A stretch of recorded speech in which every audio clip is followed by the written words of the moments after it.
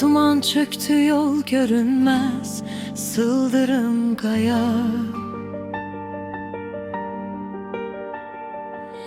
Bakmadık ne uçuruma, ne ulduza, aya.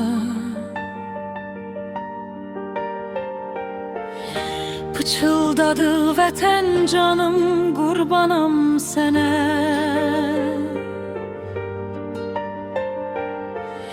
Girdik düşmən arxasına, biz dönədənə. Xüsusi təyinatlı gəldi, səssiz gəldi can. Şuşa deyib ayağa qalxdı bütöv Azərbaycan. Güllə bitdi, süngü çıxdı, əllər çarpışdı.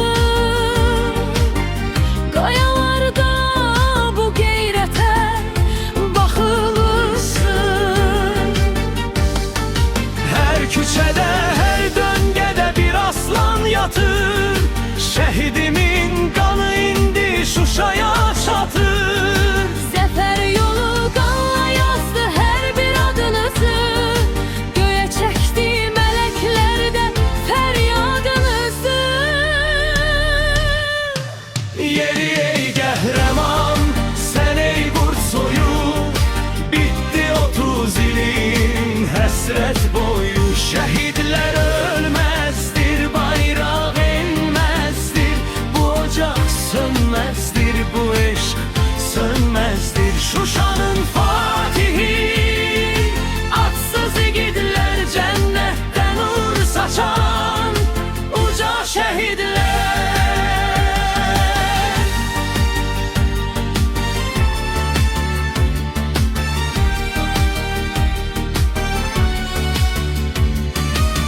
Göylərdən boylanır mübariz Polat deyirlər. Gözün aydın ey ana millət. Şuşada azan səsi, qələbə müjdəsi var.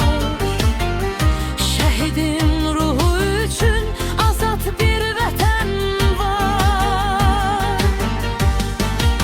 Qalib gəldi haqqın səsi, sındı zəncirlər. Tarix yazdı Qarabağ deyən o igidlər. Ey qəhrəman, sən ey Bursoyu. Bitdi 30 ilin həsrət boyu. Yeri ey qəhrəman, sən ey Bursoyu. Bitdi 30 ilin həsrət boyu. Şəhidlər ölməzdir, bayraq enməzdir. Bu ocaq sönməzdir, bu eşq sönməzdir. Şuşanın fatihi, atsız igidlər, cənnətdən nur saçan uca şəhidlər.